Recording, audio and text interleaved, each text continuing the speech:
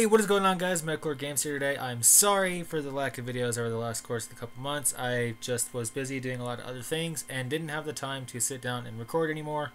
And the game also kind of got a little annoying, and with the new ban list changes and stuff like that, you know, it was kind of one of those times where I just needed to take a big break. And you know, with the things that came up, I did have a chance to get that break. So I am back, guys. I'm going to be starting up some new segments here soon, and hopefully you guys actually enjoy these.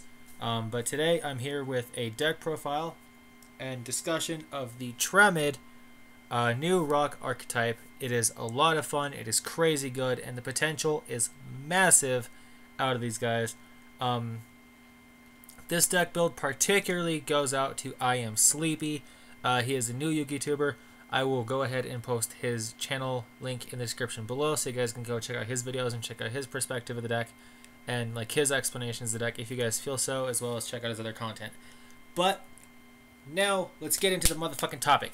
So Tremon Sphinx, what does this guy do? This guy is fucking insane. This guy is absolutely fucking broken. There is no other monster that I think is as broken as this guy. Like, with the way that this deck works, it's fucking broken.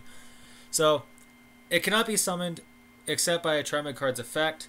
If it has a Tramid card you control as a start by battle or card effect, you can special summon it from your hand. That includes the field spells in the deck and the monsters. If you have a Tramid card in the field, he gains 500 attack and defense for each field spell card in your graveyard with a different name. That is fucking insane. He will generally always be at least 4,000 attack. In addition to that, your opponent can only attack him. That's just insane. Your opponent can only attack him. And if he's got like 4,000 attack, like, what the fuck is going to get over that? There's not much that can. So your Tremon Sphinx is like, he's a level 10 and he's so easy to summon. I love this guy. This deck is so fucking good. So we're running 3 copies of Sphinx.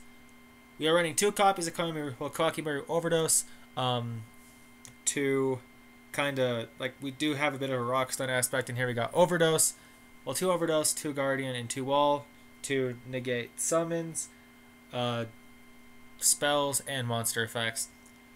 Tramid Master. This guy is actually really nice. You can send a Tramid card you control the graveyard and target one set card in the field and destroy it.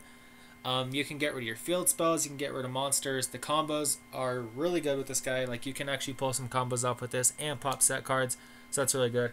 I wish it was kind of a quick play effect, though, because then it would kind of be more viable. In a way, like, I wish that Tremon Master was a quick play effect, because then it would kind of be more viable. But they all do have the same quick play effect. During your opponent's turn, you can send a Tremid field spell to the graveyard. And if you do, activate a Tramid field spell from your deck with a different name. So during your opponent's turn, like if they're going to kill your Tramid Master, you just use the effect. You get rid of your field spell card. You activate another one.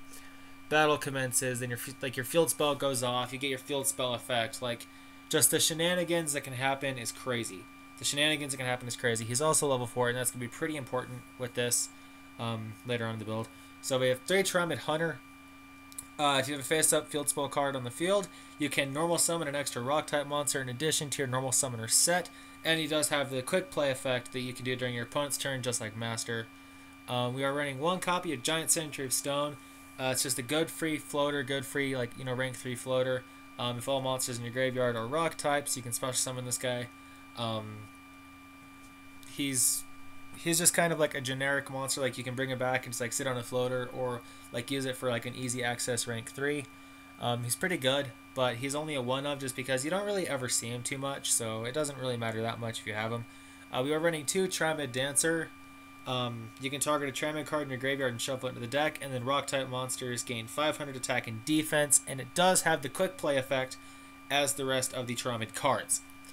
2 Instant Fusion.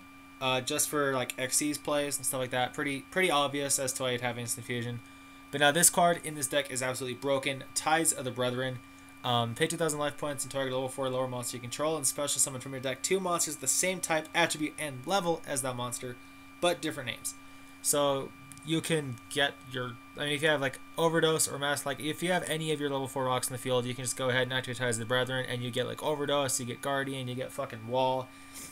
and you just do stupid shit. You summon Overdose, you bring out Guardian, you bring out Wall, and you have this like field lock, and your opponent can't do shit.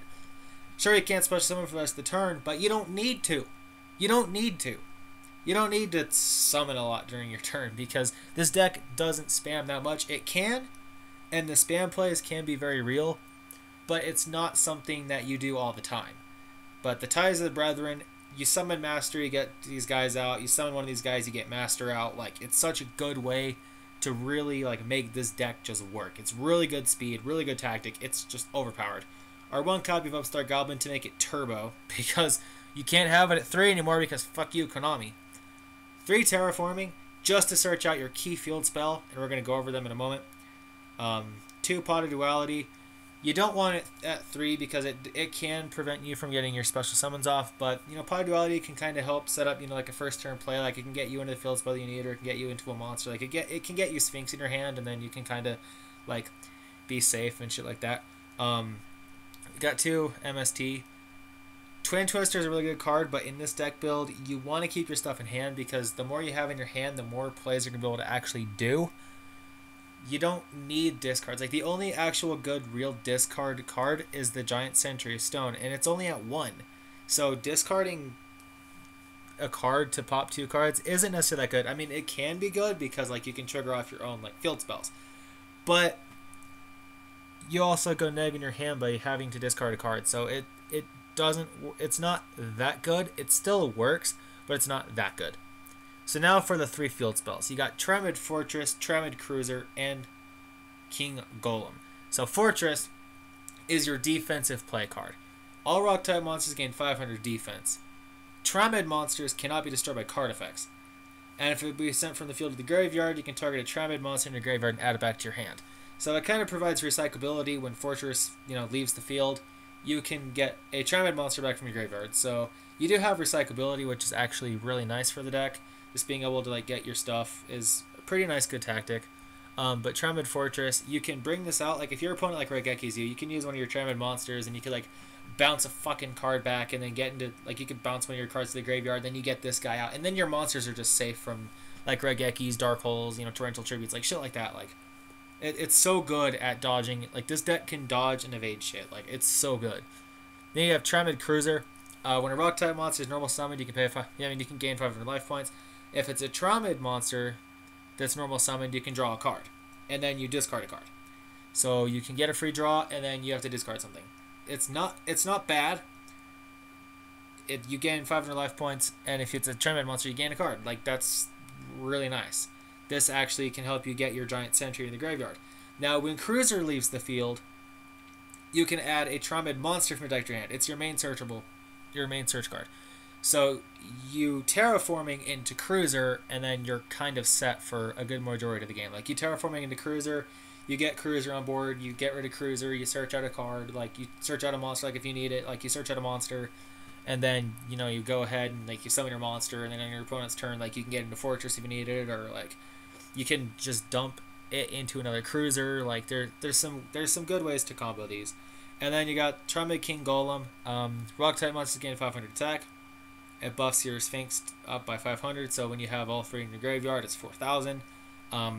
If a Tramid monster battles, your opponent can activate card effects until the end of the damage step.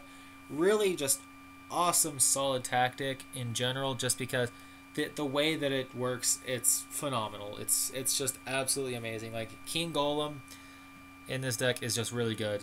You don't have to worry about running into Drowning Mirror Force or Fire Force or any of those other stupid fucking bullshit cards. You don't have to worry about that. If this face-up card is sent from the field to the graveyard, you can special summon a Tramid monster from your hand. You can summon Sphinx off. Like, if you can pop with MST and then you summon into Sphinx. Like, it's a pretty cool tactic. There's a lot of ways to play around it. So that's the actual main deck. For the extra deck, I did make one change to Sleepy's build of the deck. He did forget one key crucial card that I thought was pretty important to have.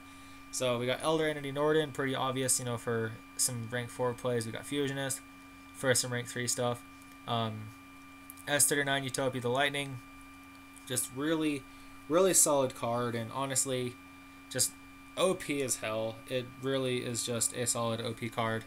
It's one of your main strats. 2 Utopia, just because like they know you're gonna go for S39. You know, they like if they stop your Utopia, like then I mean people think you're generally just running 1 Utopia, so they just let you. I mean, they just waste your Utopia away or something like that. I mean, you can also use Utopia as the actual effect, and then when you're done with the Utopia, like you use one effect to like negate an attack or whatever, then you can go into S39 and then get S39's effect off, and it's just pretty good. Go Goliath, just recyclability is actually really key. It requires 2 level 4 monsters, so it's a vanilla summon, but you get to recycle your level 4 Earth Rock type monsters from your graveyard. You can get back your masters and stuff like that. So really good overall tactic. 106 Giant Hand, pretty standard, just negation. Castell, bouncing power. Emerald for recyclability. It's also a rock, so if you go into Emerald, it does keep your Sentry of Stone alive, so you can get your Sentry back, but you can recycle 3 monsters, so it's good for recyclability. Gaga Cowboy just for burning. Nightmare Shark if you are in a situation where you need to attack directly. But this card I thought was really good and key in this deck, and this is what he didn't include. Phantom Knights of Breaksword. What this guy does, you detach a material, target 1 card you control, 1 card your opponent controls, and destroy them. You can pop off your field spells while popping off an opponent's card, and then you can like summon a Sphinx from hand, and then your field spell goes off. So you can get multiple pluses from making your opponent go neg. So it's really sweet, and the fact that you can just like Fusionist into this, or you can get your Giant Sentry into this play. It's overall a really good combo, and I think it is one of the better combos that you can pull off. It's a really good tech strategy. He is a warrior, so I mean it does kill your Sentry play if Phantom Knight like a Breaksword does die, but generally it's a pretty good standard card. Super Quantum Mecha Beast Grand Pulse. Grand Pulse itself, generally it's an amazing card. It's MST effect. Unfortunately, we don't have the blue Quantum in here, so we don't get to use its quick play effect, but it is a 2800 wall. So if you need a wall and you can make this guy, and then you make this guy and you have a wall, and you can pop set cards. But generally, I don't find that I really have much of a reason to do that. Like, I mean, there's a funny stuff that can happen. And then we have Gorgonic Guardians. Gorgonic Guardian overall is just a really great card. It's like Fiendish Chain, but it can be used during the damage step because it does have an attack reduction effect, so it can be used during the damage step as well as its effect negation. So really good card. A great tech card to run in this deck is the Gorgonic Cerberus. Well, they're not Cerberus, sorry. Gorgonic Gargoyle, just because of the fact that you normal summon a rock type, you can special this guy. You could summon Dancer, and then Gargoyle goes off. You summon Sentry, Gargoyle goes off. You summon Hunter, Gargoyle goes off. Really good build for the deck. I might actually... I might test a build without the Ties of the Brethren play, and take out the Ties of the Brethren and take out the Cocky Meyer stuff. Put in Gargoyles, up Dancer to 3, up Sentry of Stone to 2, and see like how that kind of build works and see how that performs. Because sometimes I really like these guys, but a lot of times they get in the way as well. Like sometimes I don't find them as useful as you might think. They're still really good. They are really good like for any meta plays, but generally, I don't know, I kind of want to just test like a different style of build that has a little bit more summonability and not so much as the stun aspect. So that's something I'm going to try at least, and maybe see how that works. But that's the deck list, guys. I hope you enjoy this. I do have a couple of replays, and in these replays you're going to see really something funny. So I hope you guys enjoyed this video. Go ahead and leave a like, and remember, I am back. We're going to have some new segments up and coming, so hopefully you guys are ready, and things are going to get absolutely fucking awesome. So subscribe today for more Yu-Gi-Oh videos. Peace out.